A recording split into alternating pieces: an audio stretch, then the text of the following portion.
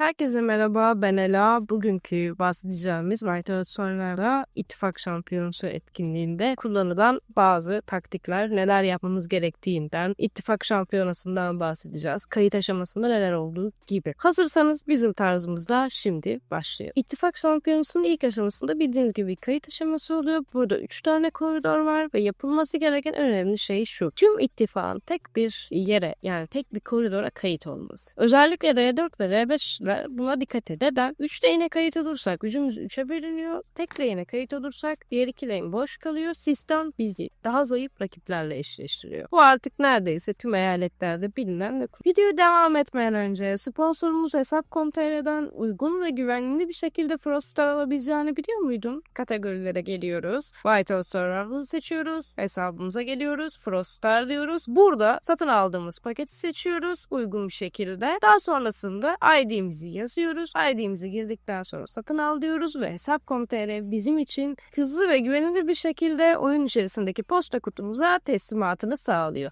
Siz de güvenli alışveriş için Hesap.com.tr'yi tercih edebilirsiniz. Kullanılan bir yöntem ama oyuna yeni başladıysanız belki bilmiyorsunuzdur, öğrenmiş olursunuz diye bunu bırakalım. Kayıt sırasında ayrıca önemli olan bazı detaylar var. Nedir bunlar? Petleri kullanabilirsiniz. Bunlarda sorun yok. Ekstra buff basmanıza gerek yok ama şöyle yapabilirsiniz. Herhangi bir tesis veya herhangi bir şey için bastığınız sırada hem pet hem ondan sonra bufflarınız açıkken kayıt olursanız bunlar o şekilde gider. Böyle bir etkisi de olabilir. Buff'un süresi bitse bile o buff kayıtlı asker için geçerli kalıyor. Çünkü hani böyle tesis savaşları falan başlamadan ya da herhangi bir kale alırken açıkken bu şekilde yapabilirsiniz. Ama bak şunu unutmayın. Bufflarınız bittikten sonra gidip askerlerinizi güncellerseniz askerler buffsız olarak kayıtlı kalır. Buna da dikkat edin. Bunun dışında genellikle formasyon kullanmanızı istiyorlar. İttifakların belirlediği formasyonlar varsa onları takip etmeniz daha sağlıklı olacaktır. İttifak liderlerinin söylediği. Dediğim gibi burada sizin derlemek istediğiniz formasyon veya bufflarla ilgili şeylerden bahsetmeyeceğim. Çünkü ben bu konuda çok fazla bilgili değilim. Bununla ilgili gerekirse Black Death Char'ın rehber videolarına da bakabilirsiniz. Matchmaking sonrası lane dağılımlarında ne yapmanız gerekiyor? R4 ve yine R5'ler için bunlardan bahsedelim. Kayıttan sonra savaş başlamadan önce oyuncuları genellikle 2 tane kazanabileceğiniz koridora bölmelisiniz. 3. koridor tamamen boş bırakılmamalı. Yani şöyle düşünün, en güçlü 40 kişiyi 2 tane güçlü koridora koyabilirsiniz. Sonraki 20 kişiyi de daha zayıf bir koridor olarak kullanabilirsiniz. Çünkü 2 tane koridor kazanmanız eşit galibiyet. R4 ve R5 burada rakibin anlık bu arada pozisyon değiştirebilirler. Son saniyeye göre güçlerini analiz etmek, biraz da şansla birlikte doğru koridorlara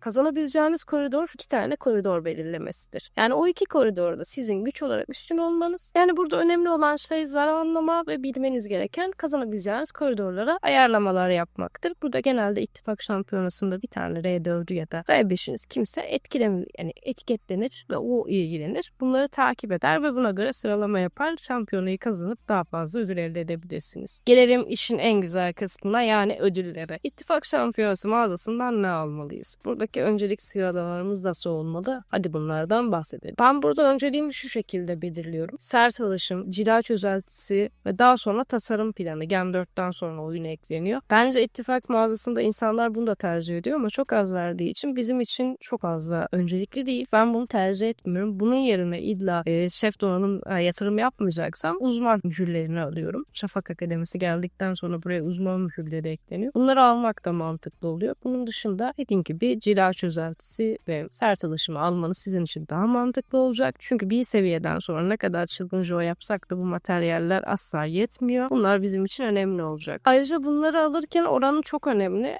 İkisini dengede tutmaya çalışın. Yani örnek veriyorum, cila çözeltisi işte 50.000'e yakınken sert alışımızın 30.000'lerde ya da daha azlarda kalması materyalinizi yılırken diğerini basamamıza sebep verecek. Bunları dengeli bir şekilde almaya çalışmanız sizin için mantıklı olacaktır. Bu da söyleyeceğim bir diğer kısım. Bu videomuzda ittifak şampiyonası hakkında söyleyeceklerim bu kadar. Umarım ittifak şampiyonasını hiç oynamayan ya da bilmeyenler varsa bunu bir rehber videosu olarak kullanabilir ve bu etkinlikten nasıl yararlanacağını öğrenirsiniz. Umarım işinize yarayan bir video olmuştur. Videoyu beğenerek, abone olarak, bildirimleri açarak ya da yorum atarak destek olabilirsiniz. Sizin de belirlediğiniz formasyonlar ya da nasıl ilerlediğiniz ya da ittifak şampiyonası hakkında söylemek istediğiniz bir şeyler varsa yorum yazın. Videoya olan desteğiniz için şimdiden çok teşekkür ediyorum. Bir sonraki videomuzda görüşmek üzere. Sizleri seviyorum. Fallarım.